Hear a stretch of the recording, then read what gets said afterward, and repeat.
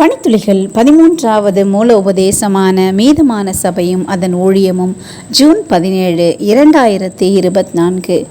சத்தியம் பயணிக்கிறது. வேறொரு தூதன் வானத்தின் மத்தியிலே பறக்க கண்டேன்.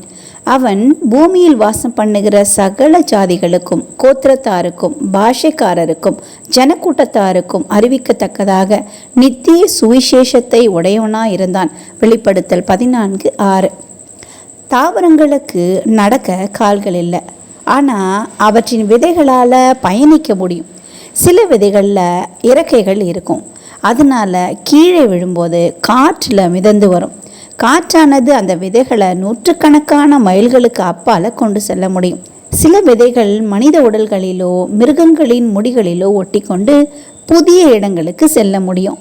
தேங்காய் போன்ற சில விதைகள் தண்ணீரில் பயணித்து வேறு இடத்துக்கு செல்ல முடியும். நற்செய்தியின் விதைகள் எவ்வாறு பயணிக்கின்றன?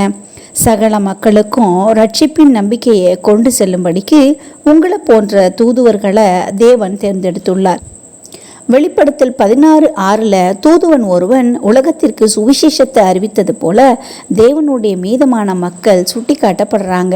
இந்த சுவிசேஷ விதை வேகமாக பரவ வேண்டும் என்பதை அந்த நற்செய்தி சொல்லுகிறது.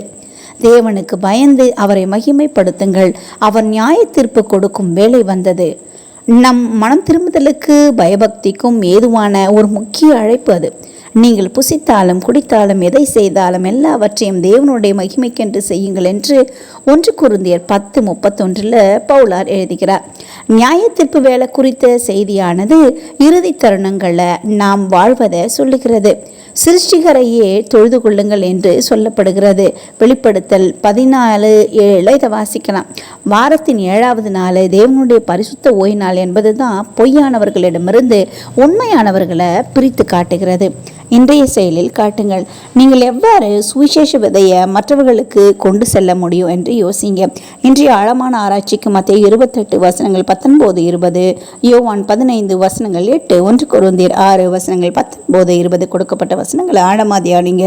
இந்த நாள் உங்களுக்கு இனிய நாளாக இருக்கட்டும்.